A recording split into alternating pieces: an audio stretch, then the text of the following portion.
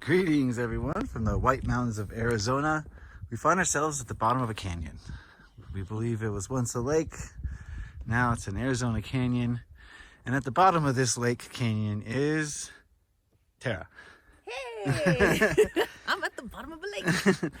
Under a ugly kind of sky today. Yeah. But we're back with another walk and chat. And the theme of this series is where we just walk around nature and chat about spiritual matters for the last week. And Tara, you just came out of a pretty intense channeling. Yes. So, you guys, I got to channel James's higher self, which is something that I actually offer, is channeling, higher selves and things like that.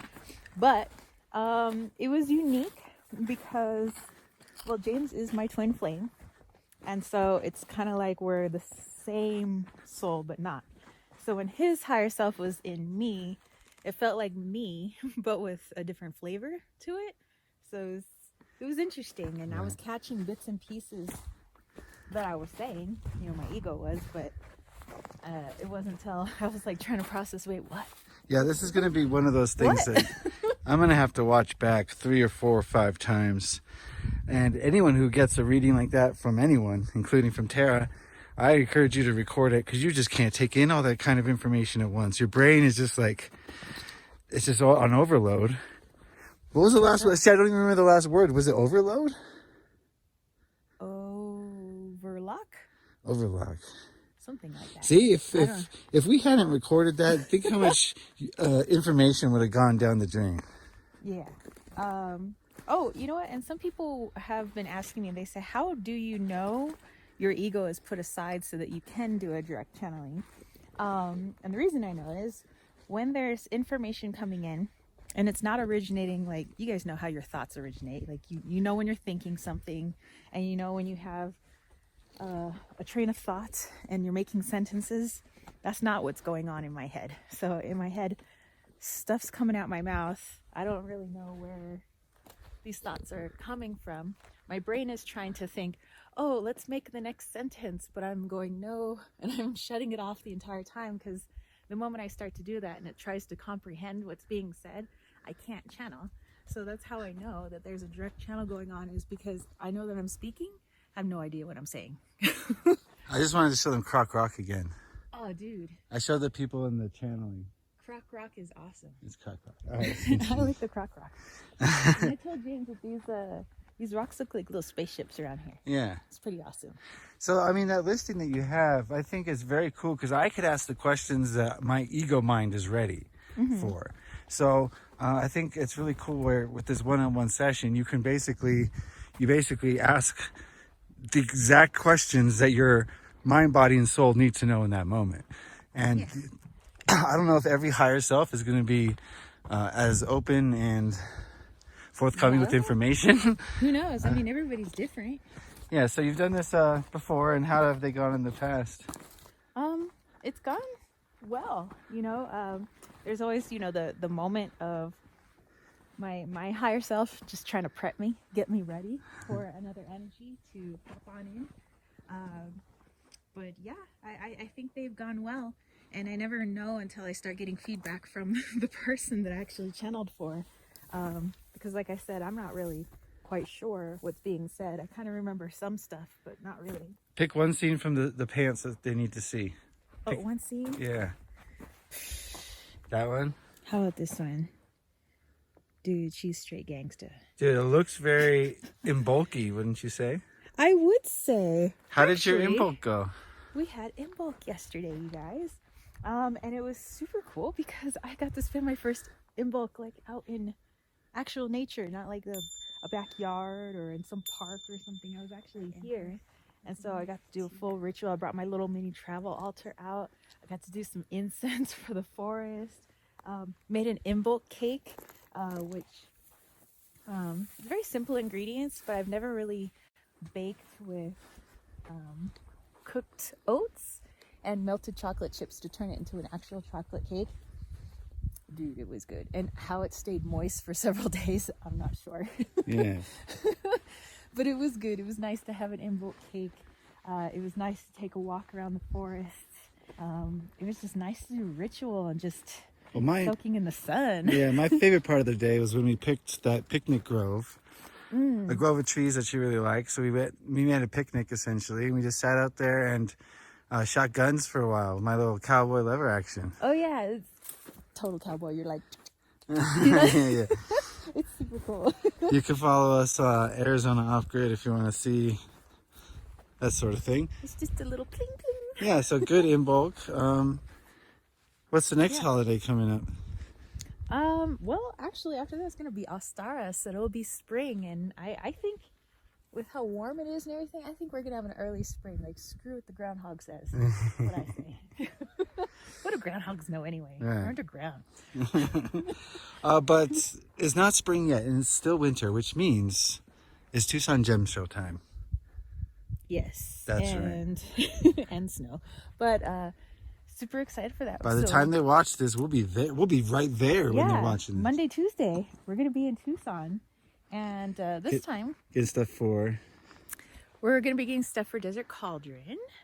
And we're thinking about, like, what does Desert Cauldron need? What are some things that we need? We're like, well, let's just ask the Tucson crystals, you know, how we're going to go about buying things. And the crystals were saying, you know, instead of looking at things like, we have this amount of money and this is what we want to buy, it says don't look at it from the ego perspective. Instead, what crystals are you drawn to? How do they make you feel? What kind of healing do you think it could bring you? And then how do you think this healing would help others? You know, so look at it in a healing terms instead of this costs this amount of money, you know. Yeah, I think a lot of people choose crystals with their egos, right? They go on the internet, they see what areas they need healing in. Or they say, oh, our shop is going to need more amethyst, you know, or Right. something. But people, I just mean the consumer. I mean, the average crystal user uses their ego mostly. I used my ego at the beginning. Yeah. I didn't know about crystals, so I did a lot of research about them. Oh, yeah, and then even friends of mine, Gotta they go say, this way. What is this? oh, yeah, I don't know, we've run into a dam. But, Where are we? Okay, maybe this way then. some people, you know, or like my friends would ask me, oh, somebody said I should have rose quartz. Should I have rose quartz in my collection? I'm like, you don't just collect just to have an assortment of crystals. Like, you pick the crystals based on how they help Well, you. I think that's what I was trying to say is like at the beginning of your journey, you're just picking and choosing, trying to feel out the crystals. But eventually you progress in your experience and you start to need specific crystals or at least want to connect with specific crystals. And so the only way to find the specific crystals that you need is to find the crystals intuitively, which is what Tara's saying basically. Yeah. This year I'm going for Himalayan quartz. Oh, dude. Because we got some intuition that said mix Himalayan quartz with chlorite included quartz. And I have a bunch of that stuff already. Dude, James has a nice collection of chlorite included quartz. I actually used it during a recent live chat and some readings. All right, so that's going to be my goal as you're watching this is hunting for Himalayan quartz. We just believe it's got an extremely high vibration and it's the energy we want to use in our magical practice and our work moving forward. Well, and for Desert Cauldron, yes, of course, you know, we're going to be feeling the vibes of the crystals, but something that I just really love the energy of is gold sheen obsidian and obsidian in general. So we're going to be getting more obsidian for the shop. Yeah, people seem to love gold sheen obsidian and the witchy practices. Well, can you explain that? Ritual knives. Why is that so popular?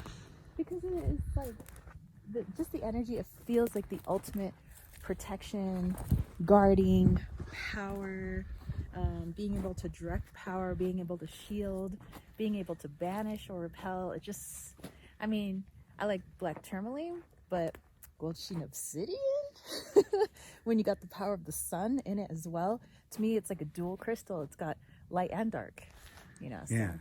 So yeah, we're going to be looking for that. Also just supplies to help make stuff. Yes, I love to craft. I always have. So crafting for Desert Cauldron is just an extension of what I like to do. So expect some Wands. new goodies.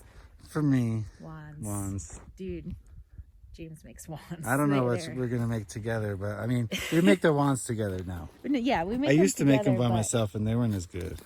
But now that I think they were still good. yeah, but now that we make them together, they're so much better.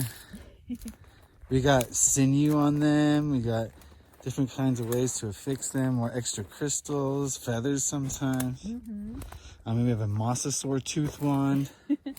Actually, it's our last one. We only have one left over. One of 3, right? Or how many? I think there was 4. 4. Yeah, so we have one left. So, hey, if you want to like a 90,000-year-old mosasaur tooth, maybe the 90 million. I don't Well, know. it's old. It's a dinosaur. it's a dinosaur, people. Yeah, it's that big dinosaur in Jurassic Park 4 in the big tank. I think it was 4, maybe 5, maybe 7. I'm not really sure. Oh, this is the first Jurassic Park, maybe the second. Oh, jeez. Well, we're going to sign off now. Thanks for coming with us on this walk, letting us ramble to our heart's content. And It's been a lot of fun. it's always a lot of fun. Check out that channeling she did of my higher self. Yes. It's just, even if you don't know me, like, these are questions you could be asking in your healing adventure. So, just an example. All right, you guys. All right. Well, I'll catch you later. Like, share, subscribe. Bye. Bye.